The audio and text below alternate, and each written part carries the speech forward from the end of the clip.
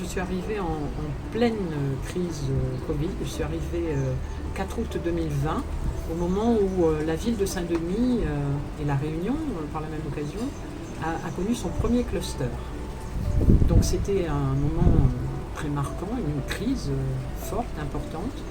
Et nous avons réussi, grâce au préfet, grâce à l'ARS, grâce à toute la communauté éducative, grâce aux collectivités territoriales et aux élus, nous avons réussi à piloter ensemble, à faire face à cette gestion de crise, et toutes les écoles à La Réunion ont pu être ouvertes pour la rentrée et continuer à éduquer des élèves réunionnais qui en avaient grand besoin.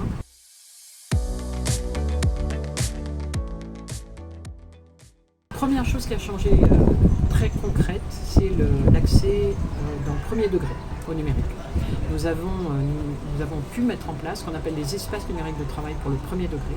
Ça veut dire non seulement des ordinateurs, mais ça veut dire aussi la possibilité pour les professeurs de disposer d'outils numériques pour communiquer avec des élèves qui pouvaient ne pas être à l'école, et puis avec les parents, pour que les parents aient accès aux informations, aient accès aux devoirs à faire, aient accès à toutes les informations venant de l'école. Donc ça a été un progrès important. Et je salue encore une fois ce travail de tout un village pour éduquer les enfants.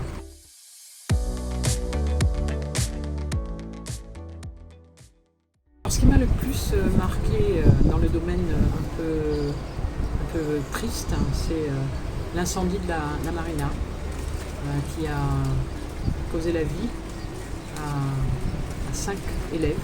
Ça a été un drame terrible qui a aussi marqué très positivement l'Académie et La Réunion par la solidarité qu'ont montré tous les acteurs, à commencer bien sûr par l'école, le collège, les écoles environnantes, le CASNAV qui s'occupe des personnes non francophones, bien sûr la mairie, bien sûr les associations. Donc ça a été un très bel exemple de solidarité et d'entraide en mobilisant l'école.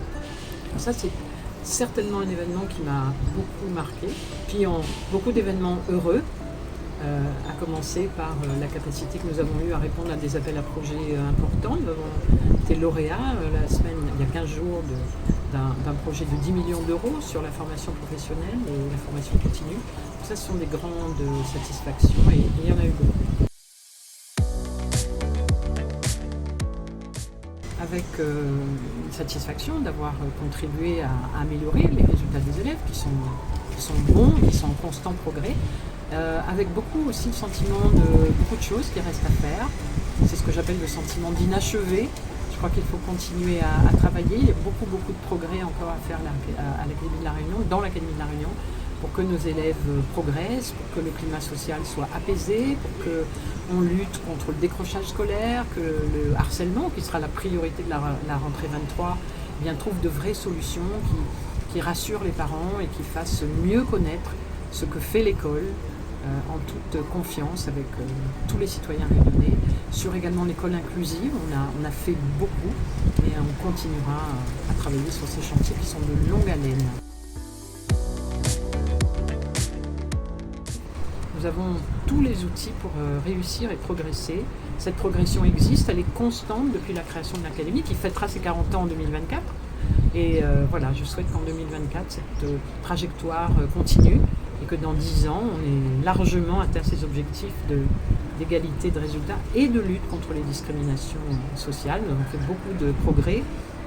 Il nous reste très peu de différences de réussite entre les enfants de cadres et les enfants de milieux défavorisés. Il nous reste 2 points à rattraper. Et donc ce travail-là, j'en suis sûre, sera fait, et efficacement, et avec le même engagement que le mien.